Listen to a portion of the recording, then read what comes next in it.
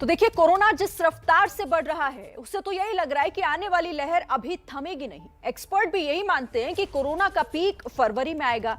तो ऐसे में एबीपी न्यूज ये सवाल पूछ रहा है। सवाल ये है कि रैलियों पर रोक सिर्फ 15 जनवरी तक क्यों? और इसी सवाल को लेकर इस पर चर्चा करने के लिए हमारे साथ खास मेहमान मौजूद हैं। कौन कौन हमारे साथ जुड़ा हुआ है, मैं आपसे उनका परिचय करा देती हूं। राजनीतिक विश्लेषक शिवम त्यागी हमारे साथ हैं। साथ ही समाजवादी पार्टी के प्रवक्ता मनोज काका हमारे साथ जुड़े हुए हैं। कांग्रेस प्रवक्ता रागिनी नायक और आम आदमी पार्टी के प्रवक्ता अहबाब सिंह ग्रेवाल को भी इस वक्त आप देख रहे हैं। आप सभी का बहुत स्वागत है एबीपी न्यूज पर। शुरुआत कर लेते हैं मनोज काका आपके साथ। क्यों ना जिस तरीके से हम इसे ऐतिहासिक फैसला तो कह रहे हैं कि देखिए, इस संक्रमण की स्थिति में यह जरूरी था कि चुनावी रैलियों पर रोक लगाई जा सके, लेकिन 15 जनवरी मतलब हफ्ते भर में क्या कुछ बदल जाएगा? ये रोक आगे तक नहीं होनी चाहिए। श्रीन, ये संस्थान का काम है और इलेक्शन कमीशन जो देश का जो मुख्य चुनाव आयुक्त है वो एक संवैधानिक संस्था है। और संवैधानिक संस्था अगर ये तय करेगी और जो लोग भी मेडिकल के एक्सपर्ट हैं, स्वास्थ्य के एक्सपर्ट हैं, वो अगर तय करें कि आगे दूर तक और रैलियों पर रोक लगाया जाए, तो अब जो निर्णय चुनाव आयोग लेगा उस निर्णय को सभी राजनीतिक दल मानेंगे। लेकिन सवाल ये है कि जब देश में डेल्टा का दूसरा वेरिएंट आया था, जब लोगों के और गांवों से लाशें निकल रही थी, तो उस दरमियान देश का कौन नेता पश्चिम बंगाल में जाकर के नफरत के बीज बो रहे थे और आए दिन सबसे रैलियां कर रहे थे? तो जो लोग शीर्षस्थ राजनीतिक दल हैं या अपने आप को सबसे बड़ा राजनीतिक दल होने का छदम दावा ठोकते हैं, उनको सबसे पहले किसी शुचिता भरे आचरण का उदाहरण प्रस्तुत करना चाहिए। और चुनाव आयोग से आपके माध्यम से समाजवादी पार्टी ये मांग कर रही है कि उत्तर प्रदेश में 3-4 जो अफसर हैं, चाहे अवनीश अवस्थी हैं, नवनीत सहगल हैं, जो सरकार के का पक्षपाती रवैया और सरकार का जो पक्षपातपूर्ण जो व्यवहार है उसके अनुसार काम कर रहे हैं, उनसे किसी भी प्रकार के निष्पक्ष व्यवहार की उम्मीद नहीं की जा सकती है।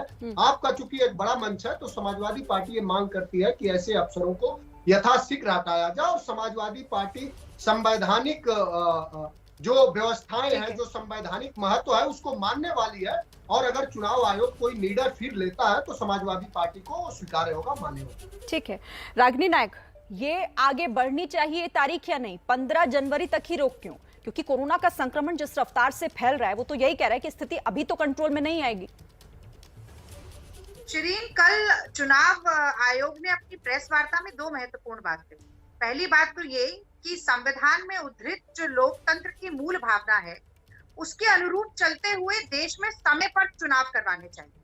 और मैं समझती हूँ कि चुनाव आयोग की यही भावना जनता की भी भावना, जनता आतुर है, चाह रही है इन 5 राज्यों की जनता की जल्द से जल्द चुनाव हो, ताकि महंगाई के खिलाफ, गरीबी और भुखमरी के खिलाफ, भ्रष्टाचार के खिलाफ, बेरोजगारी के खिलाफ, महिलाओं पर हो रहे अन्याय के खिलाफ, किसानों पर हो रहे अत्याचार के खिलाफ, सीमा पर हो रहे प्रहार के खिलाफ, यानी कि भारतीय जनता पार्टी के खिलाफ जल्द से जल्द वोट करने का मौका मिला। ये पहली बात।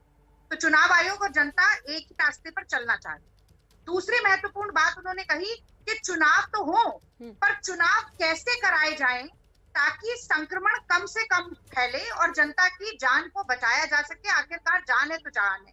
उसमें एक बड़ा निर्णय ये लिया गया कि 15 जनवरी तक, जैसा कि आपने भी बताया, चुनावी रैलियों पर रोक लगी।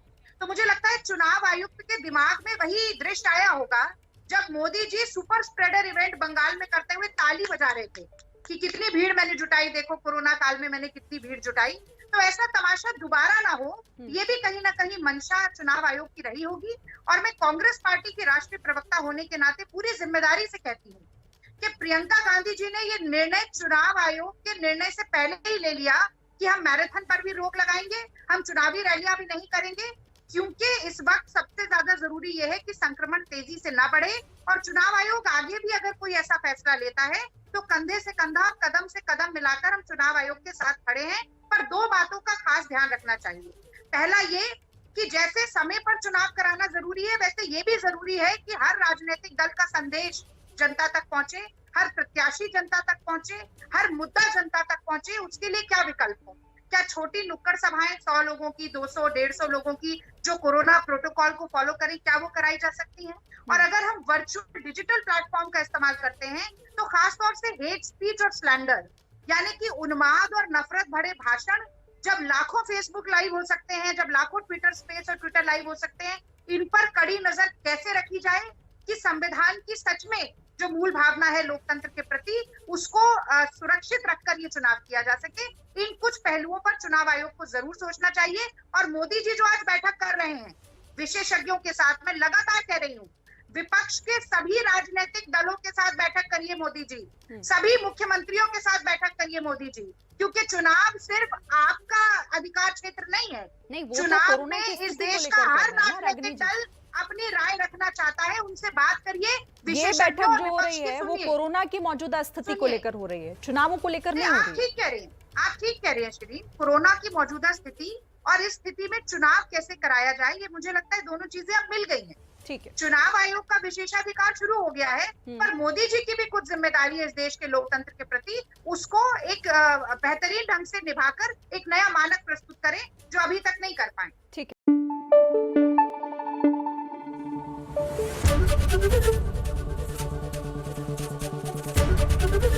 एबीपी न्यूज आपको रखे आगे।